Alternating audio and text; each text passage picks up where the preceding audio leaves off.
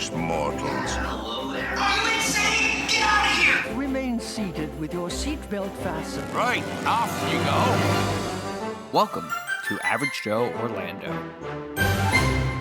Hello, theme park goers. Welcome to another episode of Average Joe Orlando. Today we're going to be doing a front row review and advice on Phantasialand. I hope I'm saying that right. Phantasialand.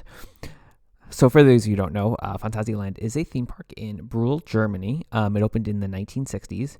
And you probably have seen it on social media if you follow theme parks, because they have some crazy themed rides, crazy themed lands. And recently, I just got back from a trip there, and it was my second visit. I went one time in the winter a few years ago, and it was great. They do a whole winter fest, and learned a lot about how to get there, how to get back, where to go, what to see, however, froze. And definitely learned there's not a lot of indoor locations in this park, and I'm definitely from Orlando because it was cold, and, blood's thin. So going back now when it was warmer was really nice to get to see it, and also staying on site. So I get to talk about that a little bit. So we're going to deep dive into the different lands. There are 3 different hotels, the different rides they have, good and bad, food, atmosphere, and then kind of what I learned from their hotels, how much I paid, what this experience was like going to this park. Now, I have reviewed other European theme parks on this podcast before. I did do Disneyland Paris, and I also did a little more recently the Efteling in the Netherlands, where I stayed there on site and everything. And it's kind of fun to compare and see how European theme parks compare to the U.S. parks, as well as, I don't think I did an episode yet on Tokyo Disney. I need to, because I did that park. And that was great too. But a lot of different learnings about how you book a hotel, what comes with your passes, also what you get for your price versus going to Disney is pretty outstanding. But anyway, let's start first about the different lands. There's a big difference in this park between the older and the newer stuff. So as I mentioned, the park opened in the 1960s, and you could definitely see what is the original, and you could see what is new. I think the most jarring thing to me is how small the park is, and I didn't realize the first time I was there, because really kind of just walked around, found places to sit in the warmth, and then kind of kept going. This time spending, about 2.5 days there, I got to really explore the area, and then you got to see when you go up high on different rides, oh wait, this ride really backs up to this ride, and this land is really dug deep. They really use their space well, since they are very, very small, and how they really smush everything together using the different areas. You could see like some areas are like, they dig like 4 stories into the ground, 4 stories high, just for one ride, just to kind of like overlap and maximize their space. It's pretty impressive. Also on site, they have 3 hotels, which are like built within the park, I would say. So they have an Africa-themed hotel, which reminds me a lot of the Animal Kingdom Lodge, and that's in their Africa section of the park, and they have their own gate that goes right in there. They have a hotel themed to China, which is in their China section of park. And then the one that I stayed in was called the Hotel Charles Lindbergh, which was themed to more aeronautics and, I guess that's a word, very steampunk, which is in their Rückberg section, which we'll talk about, where you sleep in a pod and you're actually like literally in the park. Like we open up our door and the roller coaster track goes right outside our door. Very interesting. Also, a big learning too is even in the warmer months, the park doesn't open crazy hours like they do in Florida. And I learned that when I went to the Efteling. Disneyland Paris was completely different, and I think they have later hours, not only because they're Disney, but they have their fireworks, and it gets over in Europe much darker later. But this park was only open from 10 to 6 during like a very busier time. The park opened at 9, however, the rides didn't open until 10, which is also really interesting. And then it closed at 6 o'clock. So it's like, okay, 6, go home. I'm like, it's 6 o'clock. We should have 4 more hours. But really didn't need it. So as for the rides, let's start talking about them. I'm going to start with one that was my favorite, and it's Taron. And Taron is in what's considered like their mystery section of the park. This is a much, much newer area of the park. Crazy rock work. This is a dual launch coaster. Remind you of kind of like Cheetah Hunt if it was longer and just better. They have another ride in this area. They also had some great bars and restaurants. You can get steins of beer. You can get these flat pizzas called Flammkuchen. I think I'm saying that wrong. They had a cool mystery tower ride, which I've never seen before. So this was definitely an old ride, and you could tell because some of the seats were not operating, some of the towers were not operating, but you go inside this old castle, and it's this giant castle like tower, and all the rows face each other. So you're like on the outside perimeter, but indoors facing each other, and all of a sudden it just launches you straight up, and everybody like hangs together, and you're all facing each other in a square, and then everybody starts dropping. And you don't realize how high it is because it's pitch black in there. So you don't realize how high up you're shooting, and then you don't realize how high up you're dropping. And then when you get off the ride, you look up and you're like, how high was I? And you don't know because it's dark. Very interesting, very clever.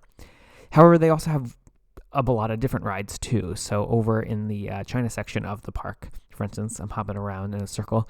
They had this old ride that reminded me of like definitely Haunted Mansion. However, the front isn't labeled. There's really no marquee. You just kind of go, what is this? And you walk in, and it looks like doom buggies, and it has similar things as the Haunted Mansion. You have the bus that like sing, and you have the hitchhiking ghost. However, it's all themed to China. It's a very weird, very old ride, very dated.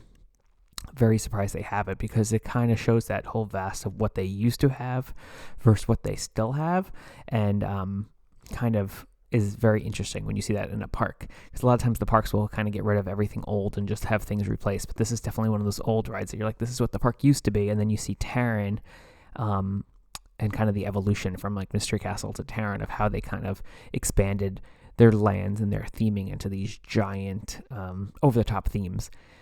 They also have this mine train roller coaster over in that area. This is like right next to China on the border of like the Mexico section of the park. And this is one of those rides where you don't see any of it, because it's all different like show buildings around that are hidden between other buildings, because this park really disguises everything really well and shares a lot of the same. And it was wild. It threw you around. It was crazy. And that's the cool thing about these rides, is that you don't realize until you go on them what they do. Also in the Mexican section of the park, they have this boat ride. It's a flume ride, and from the outside you could see it's a giant drop, and it goes up and down, and it looks great. But what you don't realize is that it's a flume ride that also goes backwards, and there's a track switch in the middle of it where it pushes you to another track, and you do the flume backwards, and then pushes you again, and you go forwards, and there's indoor show scenes and a lot of interesting things. So a lot of different kind of unique rides here. They do have a rapids ride, and it's one of those same things where you, from the outside, you're like, what? How is the rapid ride there? There's a roller coaster in the middle, and then you realize there's a lift, if you think of like the SeaWorld one, but much bigger. There's a whole rooftop section, and then there's another drop. So there's 3 drops, and it's like 3 different levels. So they really maximize their space by making their rides on different levels, using different buildings, rides going forwards and backwards. Very clever way of packing in the most amount of rides in there. Making your way around the park, though, you go to like the older side of the park. So you walk in the park, and it's like a main street, some old rides. It's called Berlin is the section. And during Christmas, this is when they have all the lights going, and a little ice skating rink. So seeing it now is a lot more green. They have a chocolate mouse ride on the left-hand side when you walk in. And this is very similar to Toy Story Mania. However, the whole theming is you're in a bakery, and there's mice running around. And so the cook or the chef or the baker, he has these tubes of icing, and your thing is icing, and you're supposed to like squirt them with icing. So exact same setup as Toy Story Mania. However, you go through all the different rooms, and there's different sets in each room. Very, very well done. Great graphics. Just really fun. Like I was like, oh, this is Toy Story Mania, but with mice. Really liked it. They also have a fun house on the main street when you walk in, and it's themed to a hotel, like a 60s hotel, and you go through all the different rooms. I will tell you, similar to a lot of things in this park is not ADA accessible. This ride is not ADA accessible if you consider it a ride. There's a whole area, and there's no bypasses for things. So you walk in, and you have to like climb up this wall, and as you're climbing up the wall, the whole wall's moving, and there's no way to get around it. You just have to go. We found the same thing happened over in the Africa section. They have a roller coaster called Black Mamba, which is one of those under-track roller coasters, think like Dueling Dragon style, but with one. And it was great. However, they had a walking trail, and we're like, oh, let's go do the walking trail. No. You get into the walking trail, and you can't get out. You go over bridges where underneath it is glass that looks over at the roller coaster, and then all of a sudden you get to another part, and it's literally a waterfall, and you have to like hop on different things and get over the waterfall, and there's no way around it. So don't fall in the water. There's another one where the water is shooting back and forth and you have to like cross the beam without getting wet. So it's kind of like a Nintendo game kind of thing. And then you end up basically having to crawl through this whole thing to get it. It was kind of a nightmare halfway through where I was like, I need to get out of here. There's too many kids and I'm feeling a little claustrophobic and there's no emergency exit. So very interesting. They also have in the Mexico section another ride. I can't pronounce the name, so I'm just going to explain it. It is like the crazy flipping ride. I definitely showed it on my YouTube channel before and again because it's so wild. It has its own soundtrack, and it's like a big Mayan temple, and they sit one row faces forward, one row faces backwards, and it just like spins you up, but then the individual car starts spinning, and fire starts going, and water starts going, and you watch it and it looks like one of those fake videos that you see online where people are like, check out this video, and it's really just an AI thing. It feels like one of those fake videos that go online of this ride can never exist, but it does. And the way that it whips you and throws you, and the way that there's always a line and people are actually going on this. I love rides and I will go on almost anything. I will not go on this. Yeah, I think we talked about like how much money I would need. I think it had to be a few thousand just to go on this ride, because just watching it, I'm like, I would throw up and this would ruin my day. At night, it would be rough. It'd be bad. But that's all on the right side of the park. So when you go in, you go down like their Main Street section and you head over to the right to Mexico, Africa, China, Mystery. To the left side of the park, so when you hit the center and go to the left, they have more of the kids side with the fantasy, and they have this old building, and you could definitely tell it's old and dated. I looked it up online and it said early 2000s, which I'm like, that's not that old, but kind of is. No, I feel old. And it is a dueling coaster, which I spoke about on here before, called Fear and Force, and it is like a wild mouse coaster, but with elevator tracks and track switches. So the first day I did the one side and you face backwards. So there's two in the front, two in the back. So you're back to back, and the door opens and you go into a separate room, and then the door closes and then the track starts raising on an incline.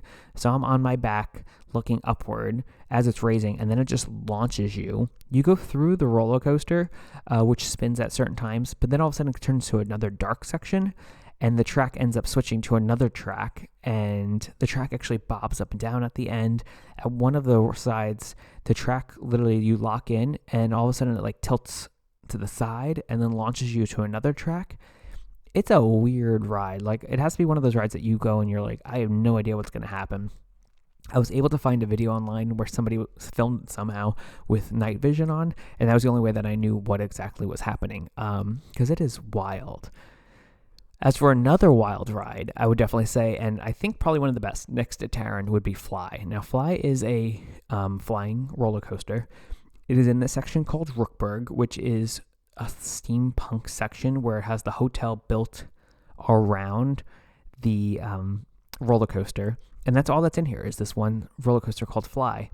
My first time going to this park, I refused to ride it. I just said, I get sick on Manta at SeaWorld. Fly coasters aren't for me. This time, it actually comes with an express pass each day for it when you stay at the hotel. So I was like, all right, let me ride it. It's awesome. First off, the theming in the queue is great. Steampunk, metalworks, gears, very cool theming. The whole land, super themed. But the loading, I'm used to Manta, or the Superman ride over at Six Flags Great Adventure, where you load in the station and then it kind of tilts you up onto your back, so that you're facing downward, and it's super uncomfortable, and you have to wait until they load and unload. And if you go to SeaWorld, you know they're going to take forever to unload, and you're going to be hanging there. This one loads on its side, and so the track is built completely on its side, and the car swivels upright.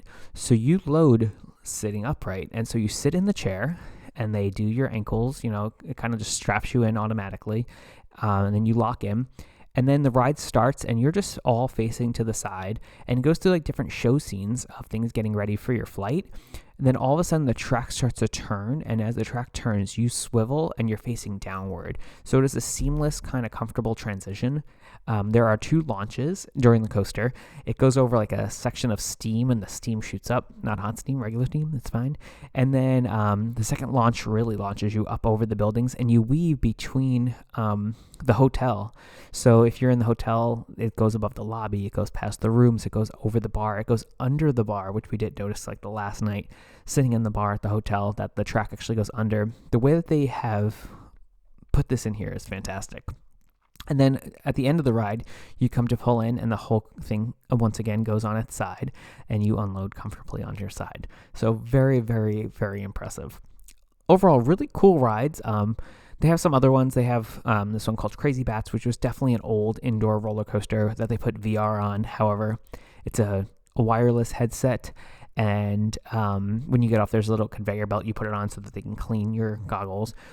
So very efficient compared to when I remember doing Kraken VR at SeaWorld, and you had to like buckle it in and it wouldn't really keep up and you had to wait till they cleaned it. This was really done well. However, I don't think a VR coaster is really for me. They had some boat rides over there, some other kids rides, but overall really interesting park. Probably don't need more than a day, I would say.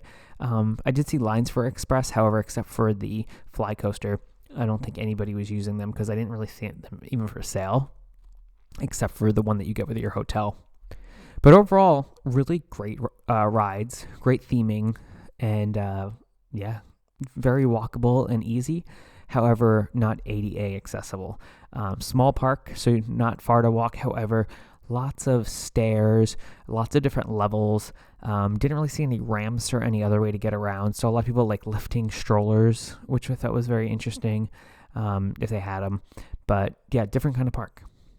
The food, I would say the good variety, fair prices. However, nothing really outstanding. The most interesting thing is we got there and I was like, oh, I really want to eat some. And they had focaccia pizza in the Mexico section, which doesn't make sense. But hey, got on and I said, can I get a bottle of water? And they go, we don't sell water here. And I was like, you don't sell water where you sell your food? So we had to go to a different stand to get the water. And I thought that was really interesting because I'm so used to the Florida parks where everywhere you look, there's water. I didn't even see really carts. I saw one cart in the park where they sold water, which was really interesting. However, over in the mystery section by that coaster, Terran, they have an indoor Viking restaurant where we did eat last time we went because we were so cold we needed someplace warm and it was delicious. Outside they had those flatbreads, the Flammkuchen. They also had, which they made all fresh there right on the side. And then they also had a crepe station where they actually made all the fresh crepes. And then they had a bar with steins of beer. And you had to do a deposit for because everything comes in glass because you are in Europe and they don't do disposable. So it was $5 for the small ones or €10 for the large ones. And it was this giant steins of beers. And you could walk around and have your stein of beer and get your Flammkuchen or your crepe. And that was really cool. So I definitely took advantage of that on the second day of getting to sit there with, a stein and everything like that. Plus the beer was like $4 or $5, which was kind of crazy too. As for the atmosphere, great theming in the newer areas. The older areas definitely, you could tell, need some work. Even under the Crazy Bats, that was definitely an old building. And I read online there's a boat ride in the basement that is like a Hollywood-themed boat ride that hasn't reopened in years. Apparently they had electrical issues and it's just sitting there abandoned. So for a park that is limited on space, you could see where their next expansions are definitely going to be. They had a lot of cool music. So they sold CDs in the park, which never really see anymore. And they have different land music. So Rookbrook has its own soundtrack. Tarrant, that area, had its own soundtrack. All the different soundtracks, the whole Mexico section had its own soundtrack, which is pretty cool. Running a lot of the Efteling like that. And the atmosphere, too, for the holidays was fantastic. Every building had lights on it. They had, and the lights all danced when you have Osborne, which I miss very much. And have spoke about that in the past. As with hotels, so as I mentioned, you couldn't go into the other hotels unless you're staying there. So they did have a security guard at each entrance. So the Africa Hotel had one, and then the China Hotel had one. And then I was staying at the Charles Lindbergh, which had the entrance also. So you show it. For about 2 nights, I paid about, for 2 nights for 2 people, was about $780. However, it included a lot. So you got your room, which I'll talk about in a minute. You also get theme park tickets for every day, which I've noticed Disneyland Paris and Efteling do also. And so that was 3 days of tickets. You get it for the day you check in and the day you check out. And then they also came with your meals, which I found Efteling did this also, that every day came with breakfast, but this place also came with dinner. So for every stay that you're doing, you get your breakfast and your dinner every single day, and that's only for resort guests. So everybody staying there has their dinner there and their breakfast there, and you just book whatever time you want. So in this hotel, they had a restaurant downstairs. It had a lounge with a pool table. They had a craft drinks, they had indoor and outdoor seating, and the roller coaster went right by the window. Of course, it was closed by the time that you go down there, but it was still neat. That restaurant is open for lunch during the day to park guests, but for breakfast and dinner, just for resort guests only, and it's all included. The food was actually pretty good. Breakfast was a buffet. They had a ton of different options. And then for dinner, it was a 3-course dinner. Little slower on the service. You have to pay for your drinks. Even if you want water, you have to pay for them, but that's kind of a given over here. We did ask for tap, and they said they don't do tap, so I think that's how they make money, is by charging you for their drinks. And did notice they were out of a lot of the desserts, which I thought was interesting. Every night they were like, oh, we don't have this one, we don't have this one. I'm like, well, it does have fruit for dessert and be healthy. Oof. But another cool perk about it is you could walk the park at night. So the park closed at 6, and then at 8 o'clock, they came down and they would open the gate, and that whole section of the park was open for you to walk through till midnight. So the second night, walking through there, literally the only people in the work section, and you could just walk around. They had all the special effects going, so the smoke's coming out, the lights are on, all the music does turn off at 10, I saw, which was kind of nice also. But very, very cool extra perk. Plus, you have that entrance right there to and from the park, which was pretty great. For the hotel rooms, they're called aeronaut pods. Very small, not very practical. Didn't stay there my first time because we had giant suitcases, and I'm like, there's going to be nowhere to put this. This time I only had a backpack, so much easier. But you walk into a pod that literally you walk outside, and like there's the roller coaster, and here's your pod number, and you sleep like an aeronaut, and they give you a whole booklet, and there's theming leading up to it with emails and welcoming you and hello explorers, come on in. Everything's super themed. There's 2 single beds along each wall. And that's about it. There's a little bit of storage at the end, and then there's a tiny bathroom where you walk in, you slide the door, and there's a little sink, a little toilet, and a shower, and a window. I found it's very warm in there. There's not a lot of air. So definitely for me, it was, okay, let's open up the window. The bad part was where my back window was a service road, and a lot of the employees were out there smoking a lot. So the room started smelling like cigarettes. Didn't love that. Told the front desk. And also didn't like it because you couldn't leave your window open at night because, you were on the front, and they don't do screens. So just kind of cracked the door and everything like that. Very cool. Wouldn't stay there again, to be honest, just because it's too small. I need my space. Come on. But it was very neat and very different. Very themed. So you are there the entire time. It is about, the best way to get there is to go to Cologne train station. They have trains that go to one of the local, closer, trains out there. So you can take a local train after taking it in. So I took a train from Amsterdam, and this is the same thing I did last time too. Took the train for the day from there, or from Cologne. And then from Cologne, took the bus, or you could Uber, about a $60 Uber from the Cologne train station right by the cathedral. So it's a little out there, but not like out there in the middle of nowhere like Europa Park. That one's out there. As for my do's and my don'ts, I would say do plan for that travel. So it is not close. It is literally a small park kind of in the middle of small town Germany. And don't expect every ride to be big or fancy. So it's not going to be one of those places where you hop on every single ride and it's gigantic. They have their old ones mixed with their new ones. Do get ready for lots of stairs. As I mentioned, not very ADA accessible. And get ready for lots of smoking. That's just general in European parks, as I found. Everybody really smokes. So it's kind of one of those, good and bad of what you get in Europe and the parks. And there's definitely a lot of smoking going on in the parks. And it's not one of those things that's enforced like when you come over to the American parks where there's not even smoking allowed.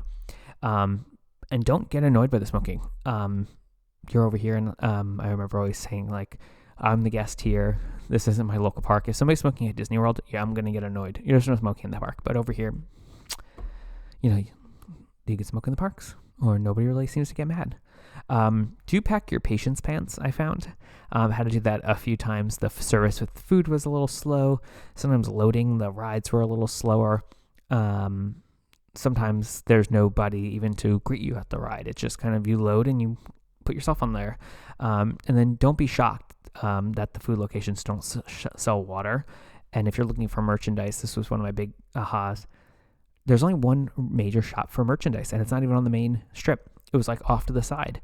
I like to get a t-shirt everywhere I go of the theme park. Couldn't really find anything. It was a very minimal. They didn't have a lot of merchandise, and what they did have was in one store. I'm used to the Emporium or the big Universal store, and where do you get all the merch? Where do you get all the food and the water? And it's not really there. I don't think a lot of people go there to buy stuff. They kind of go there just to enjoy the day. So definitely a different vibe. But with that, that is my front row review and advice for Phantasialand. Definitely recommend checking it out. Look up some YouTube videos. You'll be impressed by the theming and some of the scale of what they could do when you think about this as a smaller park and how impressive it is and what they can do at this one and the creativity all behind it. And I will see you at the park. Thanks for taking a ride with Average Joe Orlando. You made it! I knew you would. Is everyone okay? Hope you still want to open an account. Say cheese! See you later! Thanks, everybody. You were brilliant. At this time, gather up your personal belongings and take your small grubs by their grubby little hands as you exit. Thank you.